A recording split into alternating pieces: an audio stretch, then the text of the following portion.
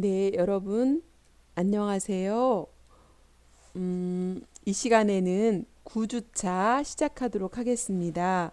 9주차에서 다룰 내용은 전 시간에 이어서 실습에 대한 평가 부분을 다루도록 하겠습니다. 자, 실습을 다 마쳤다면 마지막으로 남아있는 게 뭘까요? 네, 실습에 대한 평가입니다. 실습에 대한 평가에는 세 가지로 나눌 수 있는데요. 첫 번째는 실습생 자신에 대한 평가이고요. 두 번째는 실습 기간에 대한 평가이고요. 실습 기간의 평가이고요. 세 번째는 학교의 성적 평가로 나눌 수 있습니다. 자, 첫 번째 실습생 자신의 평가를 알아보면요.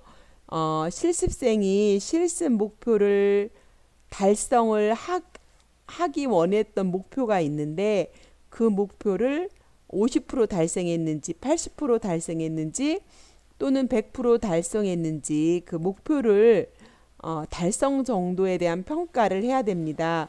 여러분 교과서를 잠깐 보실까요? 여러분 가지고 계시는 교과서 지금 129페이지 하고 있는데요. 여러분 138페이지를 펴보시면 좋을 것 같습니다. 자, 138페이지에 보시면 프로파일을 작성하는데요. 137페이지에 보시면 실습생 프로파일이 있습니다. 자, 쭉 작성하셔서 138페이지로 가시면 여러 가지가 있지만 6번을 보시겠습니다. 실습을 통해서 성취하고자 하는 목표가 있습니다. 이것이 뭐냐면 실습 목표가 되는 것입니다. 그래서 여기를 보면 1번 센터의 전반적인 업무를 파악하여 원활한 업무 보조를 하고자 한다가 실습 목표 1입니다. 자, 2번은 센터 지원을 위한 지역사회 자원 연계 방법을 알고 싶다. 세 번째는 위기 개입 상담에 대한 이해와 위기 상담 스킬을 배우고 싶다고요. 4번은 센터 위급 상황 발생 시 현장 출동 상담에 참여하여 경험해 보고 싶다. 이 기간을 가는 이 대상자는 실습 목표를 네 가지를 정했습니다. 그런데 이 네 가지가 얼마만큼 달성됐는가라고 하는 것이 실습 목표인데요. 가는 곳마다 실습 목표가 다 다를 수 있겠죠. 자, 그러면 다시 129페이지로 오셔서 첫 번째 실습생 자신의 평가에서 제일 중요한 것은 실습생이 실습 목표를 어떻게 정했고 정한 실습 목표를 어느 정도 달성했는가라고 하는 평가가 중요하다라는 것입니다. 그래서 그동안 우리가 배운 것처럼 실습 중간 평가가 있고 실습 종결 평가가 있는데 우리가 중간 평가에서 실습 목표를 50% 달성했는지 60% 달성했는지 또 종결 평가에서는 몇 프로 달성했는지라고 하는 이 달성에 대한 정도를 파악하는 것이 중요하다라고 할 수가 있습니다. 자, 그렇다면 자신의 평가에서 두 번째로 예비 사회복지사로서의 자세와 노력, 대인관계 능력과 활용 정도, 사회복지직에 대한 자기인식의 변화 등을 점검할 수 있는 기회가 되고 학교와 기관이 실습생의 입장에서 제기된 해당 기관의 실습 교육에 대한 강점과 문제점을 인식해서 차기에 더욱 향상된 실습 교육이 될 수 있게 하는 계기를 마련하는 것이 평가의 목적이다라고 할 수 있습니다. 그래서 이 실습생 자신의 평가는 자기가 자기 스스로를 평가하는 것이죠. 누구에 의해서 평가를 받는 것이 아니라 내가 목표를 이만큼 정했는데 내 자신이 살펴볼 때 나는 몇 프로 정도 잘 달성했는가 그리고 내 스스로가 나를 점검해 보는 그런 부분이 실습생 자신에 대한 평가다라고 할 수 있을 것입니다. 여러분 다른 사람은 몰라도 자기는 자기 자신에 대해서 솔직하게 평가를 할 수 있지 않습니까? 그런 부분에서 중간 평가 보고 종결 평가 보고를 통해서 자기 자신을 평가해 보는 그런 틀로 사용하시면 좋겠다라는 생각이 듭니다. 자, 두 번째, 자, 실습 기간의 평가입니다. 자, 여러분 한국사회복지사협회가 제시한 실습 평가서가 있습니다. 여러분들 그 부교재 보시면 제일 뒷장에 현장 실습 평가서라고 하는 양식이 첨부되어 있을 겁니다. 그 실습 평가서에 의해서 여러분이 실습하는 기간에 실습 지도자가 여러분이 지각을 했는지 제대로 하시는지 이런 걸 다 평가 항목에 따라서 여러분을 평가를 하게 됩니다. 그래서 그 평가한 것을 실습이 종료가 되면 실습 일지와 함께 평가서를 기관장의 서명을 받아서 학교로 우편으로 발송하거나 또 어떤 기관에서는 인봉을 합니다. 봉투에 인봉을 하고 도장을 찍어서 뜯어보시면 안 돼요. 그래서 실습 평가서를 지도 교수님한테 갖다 드리라고 여러분에게 드리는 사람도 있습니다. 만약에 그게 뜯어 있으면 여러분이 성적을 위조할 수도 있다는 오해를 받을 수 있기 때문에 첫 번째는 학교에 직접 발송하는 기간도 있고 두 번째는 여러분한테 드린다면 여러분이 보시면 안 됩니다. 왜냐하면 여러분을 평가한 것을 여러분이 보신다면 오해받을 수 있는 경향이 있기 때문에 절대로 실습 평가서를 여러분한테 줬을 때 뜯어보지 마십시오. 가능하면 학교에 등기로 잊어버리면 안 돼요. 이게 없으면 성적 입력을 할 수가 없기 때문에 가능하면 학교에 등기로 보내고 부득이한 사정이 있으면 여러분에게 전달해달라고 드리되 스카치 테이프로 인봉하셔서 여러분이 뜯어본 자욱이 없도록 해서 여러분이 실습 마치고 오실 때 가져오시는 방법이 있지만 저는 학교로 발송하는 것을 권장합니다. 그리고 학교에 잘 도착했는지 한번 확인해 보는 것도 참 필요할 수 있겠습니다. 이처럼 실습 평가는 실습 기간 중에도 이루어지고 정규 실습이 종결된 후 실습 기관과 학교에서도 평가를 한다라고 하는 부분을 인지하시면 좋을 것 같습니다. 이처럼 실습생에 대한 실습 종결 평가는 실습 평가서 양식에 의해서 세밀하게 항목별로 평가되기 때문에 여러분이 어떤 것을 평가받는지 미리 부교재를 살펴보시는 것도 도움이 되겠다라고 할 수 있습니다.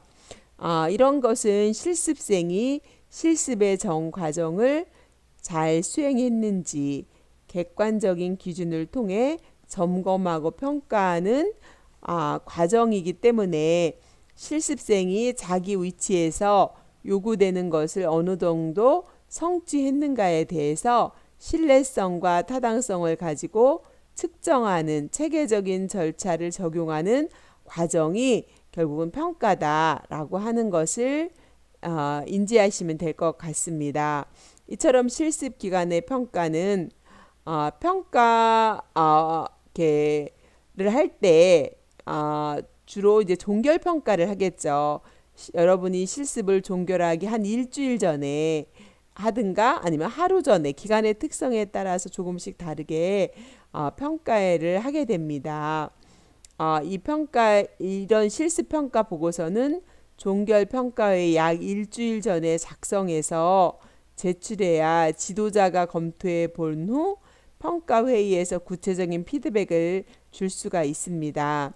실습 전체 과정을 통해서 성취한 학습 내용과 실습생으로서의 자세와 태도, 나는 어떤 강점이 있고 약점이 있는지 등을 객관적인 측면에서 구체적으로 평가하는 것이 좋습니다.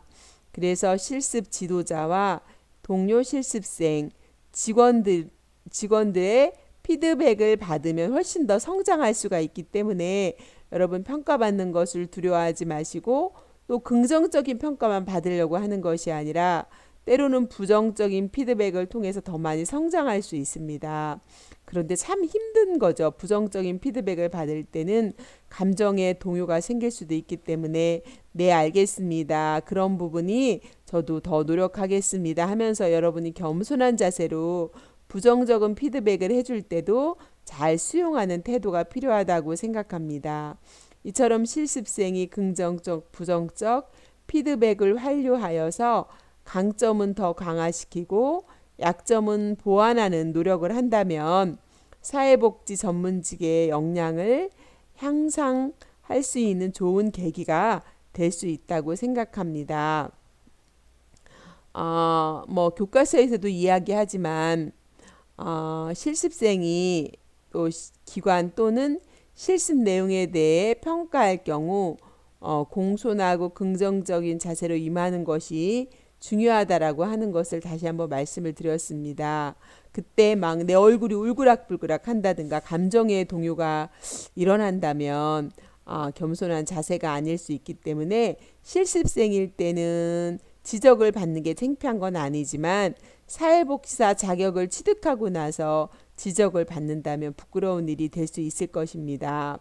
그래서 평가회의 분위기를 건설적이고 발전적인 피드백을 자유롭게 공유할 수 있도록 조성하고 또 발전하는 평가가 될 수 있도록 기관이나 실습생 함께 노력을 해야 된다라고 하는 부분을 다시 한번 말씀을 드리겠습니다.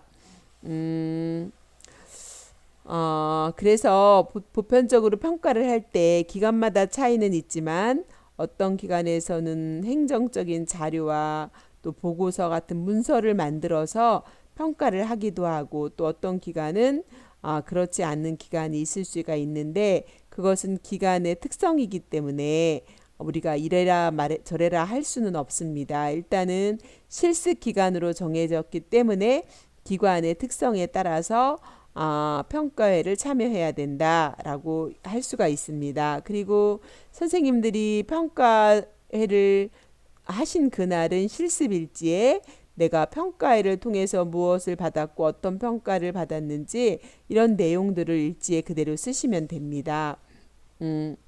그래서 여러분이 평가를 잘 받고 더욱더 성장하는 그런 시간이 됐으면 좋겠고요. 그 외에도 중요한 것이 성실성인데요. 실습생의 출석이나 출퇴근 시간 엄수, 성실성과 신뢰감 형성, 이런 부분 컴퓨터 활용 능력이나 통계 처리, 프로포절 작성, 또 전문 능력 향상 이런 모든 항목들이 여러분이 평가받을 수 있다라고 생각하시고 여러분이 한국사회복지사협회에서 제공하는 실습 평가서를 자세히 보시면 내가 어떤 부분을 어떻게 평가받는지 이해가 될 것이라고 생각이 되어집니다.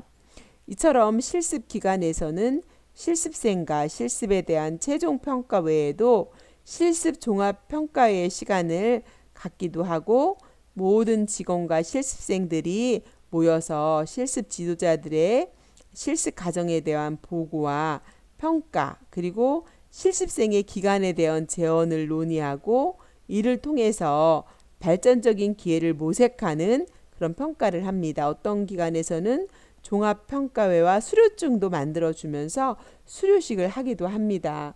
다양한 방법으로 여러분 기관에서 여러분을 평가할 때 여러분이 그 평가를 통해서 훨씬 더 성장하게 될 것이라고 하는 것을 다시 한번 말씀을 드립니다. 세 번째로 학교 성적평가가 있습니다. 이제 지도교수인 제가 지도교수로 있잖아요. 지도교수는 실습기관의 평가서가 이제 실습 지도교수한테 옵니다. 그러면 그것을 다 이렇게 열람한 후에 그 평가서에 기재되어 있는 평가와 실습 지도교수의 평가를 종합하여서 최종 성적을 2학기 때 여러분의 실습 최종 성적을 부여하게 된다라고 하는 부분에서 이것이 학교의 평가다라고 이해하시면 될 것 같습니다. 이때 실습기간 평가를 50% 이상 반영해야 되고요. 그 반영 비율과 나머지 평가 기준은 지도교수의 수업계획서에 제시하고 있습니다. 이처럼 실습생에 대한 기관의 평가와 학교에서 이루어진 실습 세미나에서 실습생의 학습 정도에 대한 평가를 통해서 실습생에게 최종 점수를 부여하게 된다라고 하는 부분입니다. 다시 한번 이 평가 부분이 여러분 중요하고 여러분 성적으로 나오기 때문에 요약해서 말씀드리면 실습에 대한 평가는 실습생 자신이 자기를 평가하는 점검하는 평가가 있고 또 기관에서 다양한 방법으로 하는 평가가 있다. 그리고 기관에서 온 실습 평가서가 서와 지도교수의 평가를 합산하여서 학교 성적 평가를 최종적으로 부여하게 되는 이런 부분에 대한 것을 여러분이 이해하시면 될 것 같습니다. 전반적으로 여러분 실습에 대해서 실습이 종결이 되었다면 어떤 평가 방법을 통해서 어떻게 평가하는가 라고 하는 부분을 전반적으로 여러분이 이해를 했을 거라고 생각이 되어집니다. 그렇다면 다음 시간에 이어서는 실습을 종결할 때 이에 따른 증빙 서류가 있습니다. 여러분 이 부분을 조금 더 구체적으로 여러분이 어떤 증빙 서류를 학교에 제출하고 여러분은 가지고 있어야 되는지 이런 부분들을 안내해 드리도록 하겠습니다. 감사합니다.